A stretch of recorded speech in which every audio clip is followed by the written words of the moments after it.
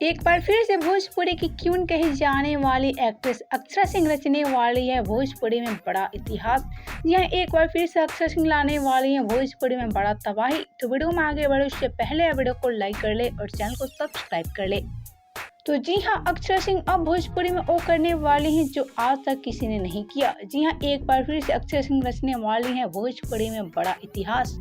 जी हाँ, हम आपसे एक बता दें कि बॉलीवुड सुपरस्टार आमिर खान के साथ अक्षरा सिंह रचने वाली हैं भोजपुरी में बड़ा इतिहास। और ऐसे में सबको लेकर इनके फैंस भी काफी ज्यादा एक्साइटेड हैं।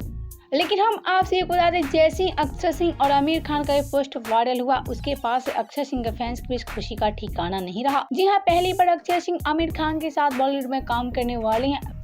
वेल, तो आप सब क्या कहना चाहते हैं आमिर खान और अक्षरा सिंह को लेकर, बताएं हमें नीचे कमेंट बॉक्स में। साथ ही आप सबको आमिर खान के साथ अक्षरा सिंह की जोड़ी कैसी लग रही है, ये भी हमें नीचे कमेंट बॉक्स में जरूर बताएं।